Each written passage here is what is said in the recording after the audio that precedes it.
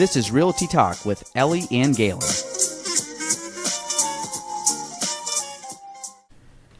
Welcome to episode 12 of Realty Talk with Ellie and Jordan and Galen. That is right. We have the Galen Trombley Show / Realty Talk producer Jordy on. She's also on episode 9, I believe, right, of Galen Trombley Show. Yep. She was here, and it's April Fool's Day, so we wanted to fool y'all and have Realty Talk with the three of us.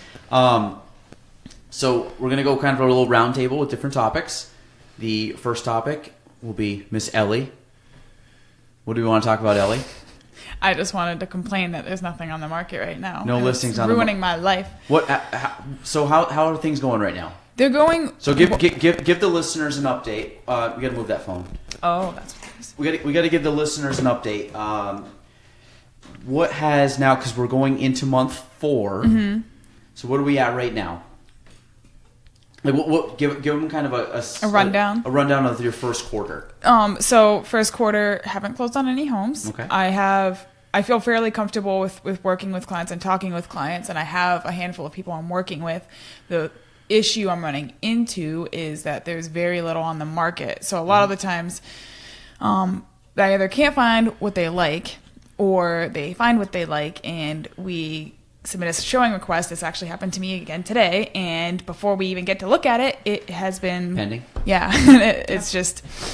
So it's a process. What are you finding in regards to pendings? Like how far out are you requesting showings? Usually not too far out, like within the week. But this one, I requested it Friday for next Saturday because that was their next available time, just because they have a busy work schedule. And okay, so yeah. Okay, so it's on the client more so because of time wise. Yeah.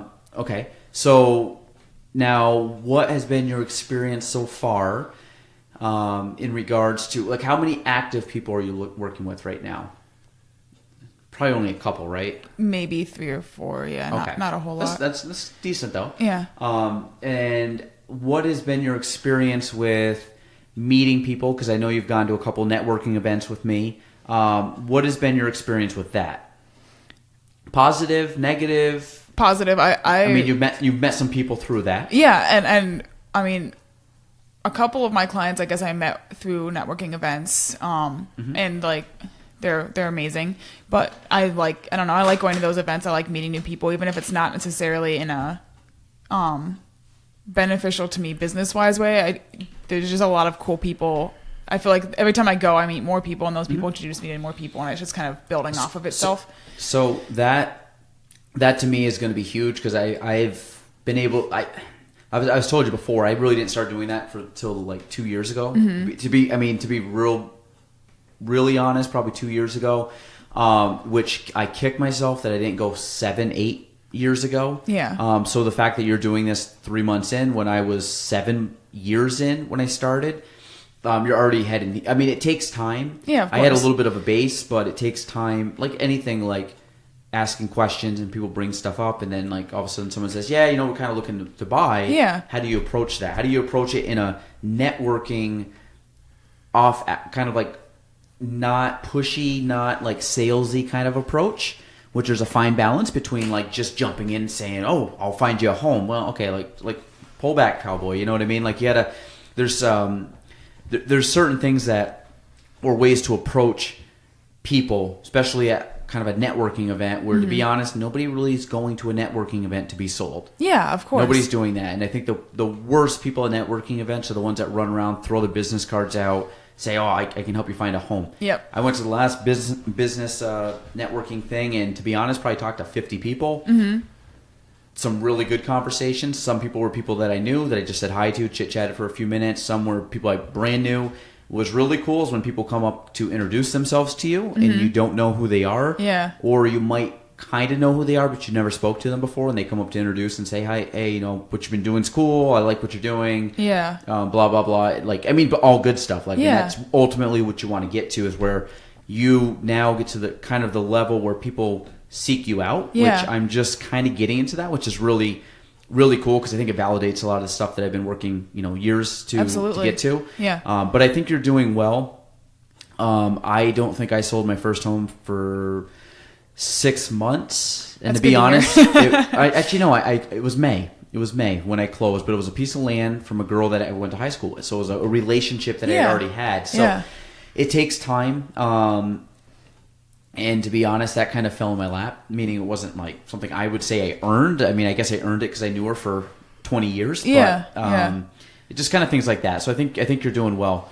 I think what's good about this is, though, is anybody that's listening, you know, like I said, I always say real estate is not the easiest industry to get into. People think you're going to get in and like start crushing it. It's like the people that I really look at are the ones that have a longevity to it, that have been through the good markets, that have been through the bad markets, that have been through the sellers and the buyers, and that are still doing it 15, 20, 30 years later. You know, to me, that's a source of longevity. To me, I'm going on 10 years, so I think I'm going to get into that realm of like I've weathered this kind of like the harshness of it. Yeah. Because it's not an easy industry to get into, and I'm very upfront with anybody that comes in that you're not going to day one kill it in real estate. Yeah, absolutely not. You can do very well if you really grind it out and put in time and stuff, but I think you're doing it. Like I think as you do the little steps build on, you know, and then they turn into big steps, and it's cool. So so I think in-homes will come on. They already are starting to come on more frequently. The warm weather's bringing it. Yeah, just check the MLS every day. You're going to get to the point, especially if you know some very active buyers. Like I look every day, and there's some people that I'm showing a lot of homes to very frequently. I'll call them, I'll text them, I'll be like, hey, house came on. Let me know if you want to get in, but we should get in like tomorrow or the next day, just because the homes are going very quickly. So you're doing well. Keep it up. Thanks. I think it will be good. So, now, Jordy, what was your topic? Ellie wanted to know what it's like to work with you. And you said it's the most amazing thing in the world, and I wish I could do it 24 hours a day. I think he's paraphrasing. Okay. So what did you really say, Jordy? No, I really like it. I like that I can come in whenever or do some of my work from my apartment, you know, if it's editing or whatever. I like that I can wear whatever I want. I don't have to wear a tie because I felt like such a boy. This was at your previous employer? Yes. Okay. Where was that? I have to know. Anthony's. Oh. They all dress up there. Oh, I didn't know. I mean, we dress up, but I don't need Jordy to like. She can like lounge around a little more because you're just kind of hanging in the office or at home, wherever you kind of need to work. Yeah. Sorry, keep going. Okay. And I like that I get to come in and talk to you about whatever I want if I'm ranting about school or which is every day. Or whatever. Which is every day. Yeah. But you do talk a lot. Okay. Like when I'm trying to leave, I'm like, okay, I have to go to class. to be fair, you talk a lot when you're here when I'm trying to get work done. Yeah. So it balances out. Yeah. You can just say I gotta go. Well, I do, and then you're like, well. I don't. When you say I gotta go, I let you go. Like I don't sit there and like. I don't talk that much. I feel uncomfortable. Jordy, it's like I'm just gonna leave. Like an intervention. Galen, we brought you here. Jordy's like, you have a problem. I mean, I think most people would say that. I wonder how many words I say in a day. But you don't talk over people. That's the key thing that means someone talks too much. If you talk over people, it's a problem. But you don't like. I really try not to. Yeah. Like I actively try to listen and not talk over, which is funny because doing the podcast has helped with that. Because when you're talking to somebody for 2 to 3 hours, there's times I have, depending on the guest, but there's times where I just let the person talk, and it's like and then you got to actively listen, which means I'm not just like jumping in and daydreaming, or like I got to be able to build off of their conversation. So keep going, Jordy. Oh, that was it. That was it. Okay. So I think the good thing about Jordan, this is starting month 4. Okay, so Jordy has worked. She's done some stuff for the office. She's done a lot of editing for me for a lot of the stuff that you guys see social media wise. I can pump out a lot of content and information, but I just don't have the time. So Jordy is the the one that kind of keeps us. You're kind of like the paddle that keeps the boat going. Where I think I'm like sometimes I could be like the barrel going off Niagara Falls, and Jordy is instead the nice smooth paddleboard that just kind of side to side that makes sure that we actually get there safe. So Jordan does all of that. She does the podcast. She edits the podcast down. So I got to talk to her after this podcast about maybe extending her role a little bit potentially. So we'll see. And no, I think that's good. You've been doing very well, Jordy. I'm very impressed. Thank you. You text me at all hours of the night asking about editing questions, which is fine because you can edit at midnight. I don't care. Like as long as I'm just big as long as you get your work done. I don't really care when you work, where you work, what you look like. Right? Yeah. That's good, right? Yeah. Yeah. I didn't make you work on vacation. No. So that was good. She was like, I can do it. I know I'm better than you at doing it. I would take mine. And I said, no, Jordy, I'm going to let you have vacation. You're right, but I'm going to let you, do your thing. So is that your topic? We're done? Mm-hmm. It was overall good, though? Mm-hmm. Okay. Thanks, Jordy. You're welcome. I appreciate it. The interview process was very hard, too, for you. Yeah. Yeah. I basically just said, Jordy, can you do it? And she's like, yeah. So, but you've been good. So you've learned on the fly. So I'm happy with that decision. The other thing, so my last topic was jumping in. So we had Ellie. We had the first 4 months, first quarter real estate agent, to Jordan, who assists real estate agent, and then my perspective on how do we price homes, which get more in the weeds here a little bit. But when you go to price a home, so I've been doing this a lot over the last couple weeks with people that are either have already listed or are future listers in the next few weeks. How do we price a home? How do we put value on a property? How does that change? We've talked about assessed values, which are, what does the assessed value mean? What does the asking price mean, or listing price? What does the appraisal price mean? So I'm just going to kind of break it down. I'm going to try to do this fairly quickly in somewhat layman's terms, so Ellie and Jordan's eyes don't gloss over and you guys stop listening. But the couple things. The assessed value is for your taxes. What people need to know about the assessed value is the assessor does not come into your property. So a lot of people say, well, how come the house, they're asking so much more over the assessed value? They could have done work to the inside of the house. They could have remodeled a bathroom, a kitchen, finished off the basement, finished off a bonus room within the house that the assessor does not know about. Last thing someone wants to do is go brag to their assessor that they dropped $30,000 in their kitchen. Because guess what? Your taxes will go up, but instead people stay hush to keep the taxes lower. God bless America. So that's, but that's why your assessed value is just for your taxes. I really don't look at your assessed value. It does not have any bearing to me as to what your purchase or what the asking price of your home should be. I bought a home back in October, and I paid $40,000 over the assessed value, and it was actually $10,000 under our appraised value, which I'll get to. So I think we did very well in that situation. The appraised value is what an appraiser, that is somebody that is an independent kind of contractor that works to value a home for the bank, to put a value on it to make sure that the bank is not over-loaning on the property, which they don't want the bank to make a bad investment. So the appraiser will go into your property or go into the house. They are a much more exact figure, meaning they already have the contract, they have the purchase price, they know what they're trying to actually get value-wise for the bank.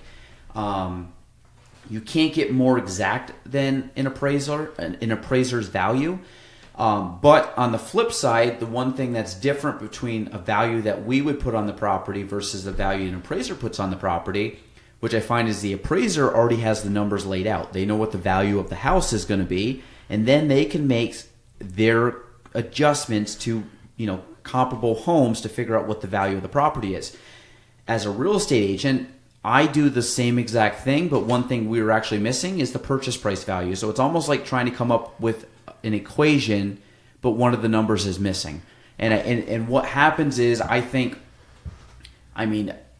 I'm biased, but I think that takes a lot more skill because we don't have all the numbers in front of us. We are really looking at trends in the market. We're looking at the market in general. We're looking at location. We're looking at, how do we think the amount of buyers or what style of home or price point or in this certain market, in this certain area, in this certain town, where we think the value would be. Then we go into pricing strategy.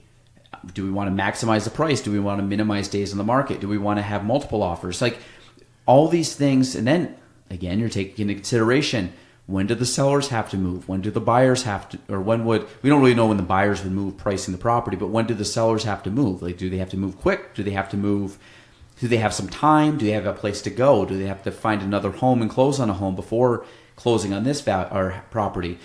Then you got to look at, okay, the condition of the property. What type of loans could we get on a property like that? I went to a house today, we're kind of looking in the low 100,000 for the property. So then we have to talk about FHA and USDA loans. There's things that will come up in the appraisal that will stop people from getting that, but we don't want to not be willing to do that because we don't want to, accept, a conventional loan or only accept a conventional loan, because that really limits the amount of buyers that can afford that or that will actually look at that home. I apologize. I said I would not be going. I'll be doing layman's terms. I just threw out a bunch of random terms. The girls don't know because they're just days. I really went off on a. Oh, you're fine. I was like, I'm going to do this on a quick in layman's terms, but I'm really going like very, very like in the weeds of this. But so your assessed values for taxes, your appraised values, the value you put on the bank. So then it comes, how do we, as realtors, price your home to sell? So again, I know there's adjustments and stuff that the appraisal will use. I know there's adjustments that the assessor uses based off of whatever they need to raise for the tax levy. But I think our job is, there's kind of an art to it because we don't have all the numbers. We don't have all the figures. We're not, when we go value a property, there's a lot of human emotional attachment to it. There's a lot of factors in timing. There's a lot of factors in how much does the person owe on the property. When the value goes to the bank, they don't need to know any of that. They literally are just valuing the houses versus other homes. So you take a lot of the stuff that we have to factor in, they don't have to factor in. So I find that that's, to me, a much easier way to arrive at a number versus us trying to really figure out, the value of a property. So with all those factors that I just talked about, meaning location and timing of buyer or the seller and how much they owe and what's the quality of the home and condition wise, so how do I go about finding that number? First off, I bring comparable home sales, meaning either in the school district, in the town, depending on where it is. If it's located on Cumberland Head, I will try to stay more in Cumberland Head than I will if I wanted to go out towards like down 374, which is still the town of Plattsburgh and the Beekman Town School District, but I really try to put it on a Cumberland Head avenue. If I'm doing something out in Schuyler Falls, I might be a little more limited because it's a little more rural. Moores, Altona, Champlain, certain places are a little more limited. City of Plattsburgh, I stay within the city. I can pretty much stay within the city, within the style, within the square footage, and get 5 to 10 different type of comps. So I always bring sold homes, meaning they actually sold on the open market, not asking price, not anything like that. They actually sold. Now, what I also do is I look at, so I kind of have an idea from that. What are the pending homes that are similar to that? What are the active listings that are similar to that? Why do I do that? I need to know how many buyers are out there. So how many homes like this have closed within a year? That gives me, okay, so these homes are actually moving in this price range. You give me a $300,000 listing up in Moore's Forks, yeah, we could have some trouble selling it because there's only so many that have sold up in that area. You take a $200,000 home in the city of Plattsburgh, okay, we have comparables, So I look at the active to also give me the competition. Okay, we're putting it on the market. How many other homes are in this price bracket, in this style that we're up against that other buyers could choose over this property? Then, okay, so what I did then the other one, if I think that maybe the buyer or the seller wants to list maybe a little higher than what they should, I also bring expired listings. What do the expired listings tell us? Okay, well, I can look at the expired listings and see what price they started at, how long did they do, or how often did they do price reductions, how many days on the market, to show them, hey, maybe you want to list at $200,000, but all the homes are selling at $170. and all the homes between 180 and 200,000 that would be very comparable have been on the market for 6 months to a year and haven't sold. We know you're overpriced. Let's not waste our time. So there's a lot of, I look at factors like that. So that's like what I use as data. So I have the comps, I have active listings, I have pending listings, and I can bring the expireds just above and beyond where I think the property would sell to prove that it's not that high. Now, a funny thing happens when you bring out actual numbers and facts to people. Their perception gets a lot more in tune with the actual market. I think I've done a very good job relative to most agents in the area of actually selling listings where I see a lot of homes go expired. I do have some homes that go expired, but it's very rare that I actually have homes go expired because I think I really slam down the amount of, I do a lot of research on homes, so I don't just like go and just pull a number out of my ass kind of thing. Sorry for everybody, but that's not visual, but that's really, I have a good, I put a lot of time and effort into it. Then I factor it into the seller's actual need. Why are you selling? What's our time frame for selling?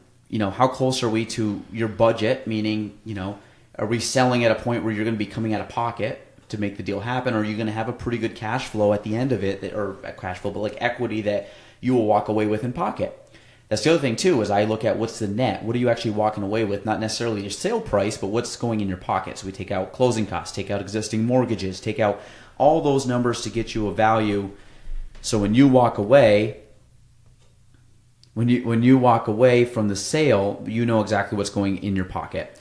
And then it depends. How are we affecting a purchase? Are we looking to purchase another home? How much money do we need in order to make that purchase? So there's a lot of factors that go in. Now talking about it, that might seem overwhelming. Ellie's probably like, "You okay with that?"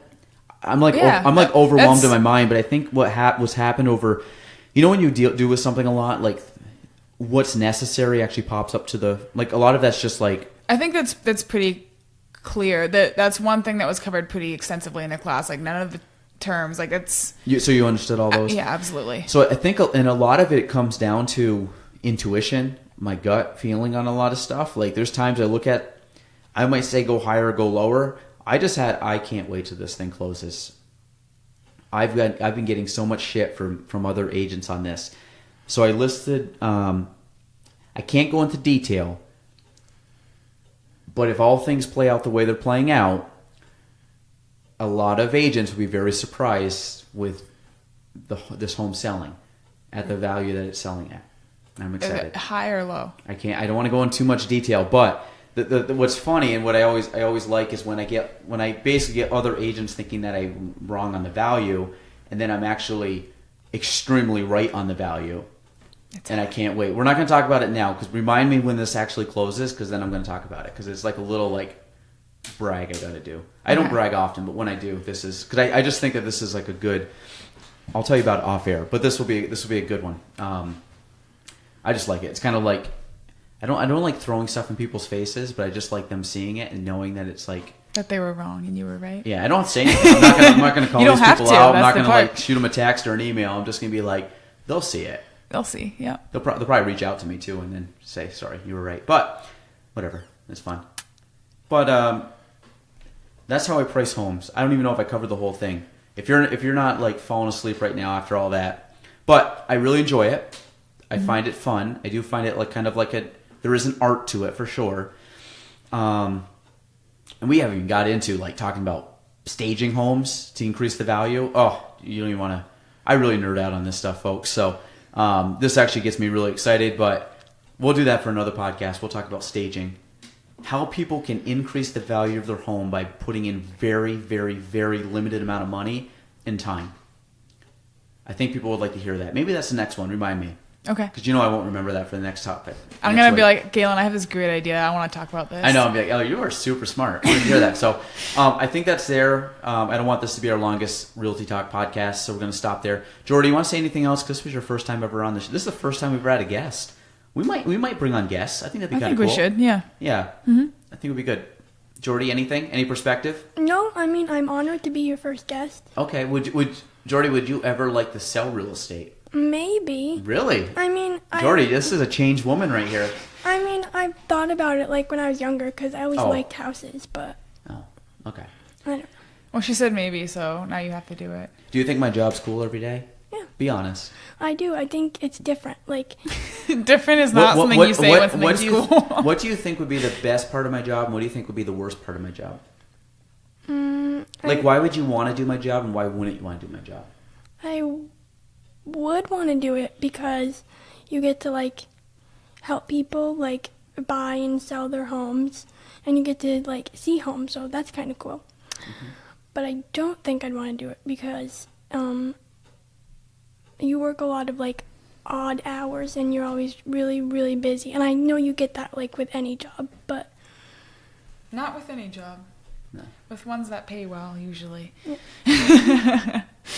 Yeah. You get in what you put out, right, Yeah. Jordy? Mm-hmm. That's it. Input, output. All right. Well, I think we're going to stop there. Ellie, anything else you want to... Any other knowledge bombs you want to drop? I wanted to change up the seating, but Galen wouldn't let me. He made me move. Ellie was sitting in my seat, and I've done every podcast... He got very upset. In this seat. I don't even know why, because it doesn't really matter. I guess it's just because I think it's because I've just used this setup and I'm used to it being, because I write right-handed, so that's why I have it here. And I think, I don't know. One of these days, I'm going to sit in that chair. To be honest, I think I actually like looking at here because it's less distracting than if I look over here and see the pile of crap on my desk.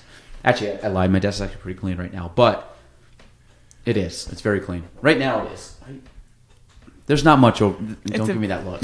There's a very clean desk. There's not much over there, but I really think I sat here because I get less distracted because there's not as much to look at this wall, so I can focus in, actively listening to my guests and Ellie. Ellie, how was your hockey game this weekend? It was good. Okay. We lost. That was your first NHL game? Mm-hmm. Cool. It was. I want to go to more, but we should go to a Habs game. I think you'd have fun. Absolutely. I mean, the Habs games are phenomenal. They're a really good time. Yeah. Have you ever been? I love hockey. I mean, have you ever been to the Bell Center for anything like sport or music or anything? Brittany's up there. Actually, you know what? I might have gone to the Bell Center for 21 Pilots a few years ago. Ooh, that'd been a good show. It was a great show. Do you want to hear a fun fact, fun story? Yeah. This is weird, full circle. So, sorry, this might actually make our longest one, but it's fine. It's all good. So, 2 years ago, we went on a cruise, and I do like 21 Pilots, and Gina likes 21 Pilots, or enough that she would go to a show. Mm-hmm. So I'm like, oh, they're playing in Albany. So I'm like, let's get tickets. And then I found out we were on a cruise with a bunch of people. So I'm like, God, whatever. We didn't go. Not a big deal. Cruise was more fun. But so then, trust me, this has a story.